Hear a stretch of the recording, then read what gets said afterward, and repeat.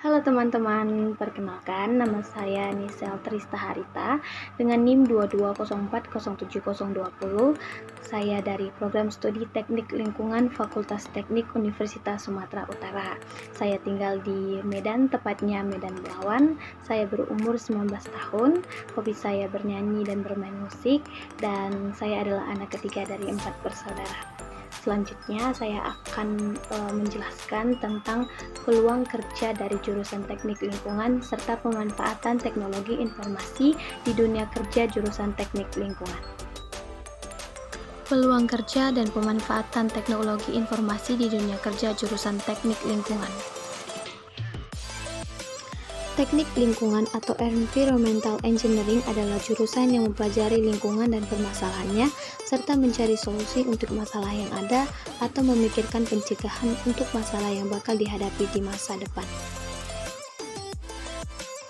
Adapun prospek kerja dari jurusan teknik lingkungan yang pertama ialah insinyur lingkungan.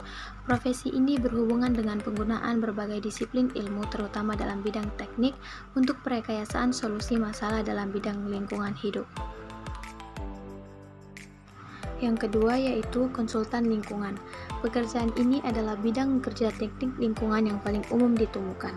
Dalam proses pembangunan atau proyek lainnya, banyak dokumen pengamatan lingkungan yang dibutuhkan seperti dokumen AMDAL atau analisis mengenai dampak lingkungan, dan UPL, AKL atau usaha pengelolaan lingkungan, usaha pemantauan lingkungan.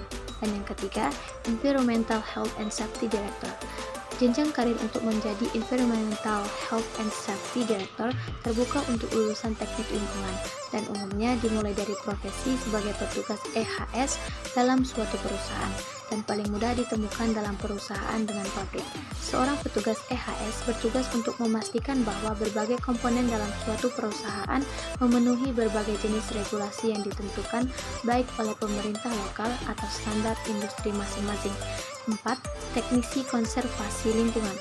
Teknisi konservasi lingkungan adalah profesi yang bertugas untuk menciptakan berbagai inisiatif untuk menyelamatkan lingkungan dalam suatu perusahaan. Yang kelima yaitu manajer energi. Seorang manajer energi memastikan efisiensi penggunaan energi dalam suatu perusahaan. Seorang manajer energi bertugas untuk menciptakan solusi konservasi energi, menciptakan berbagai program kesadaran penggunaan energi, mengawasi penggunaan energi, dan melakukan audit penggunaan energi dari suatu perusahaan untuk pemerintah. Yang keenam, manajer proyek air. Seorang manajer proyek air bertugas untuk mengawasi kualitas air, menganalisa persediaan air, dan mendesain sistem distribusi air untuk suatu daerah.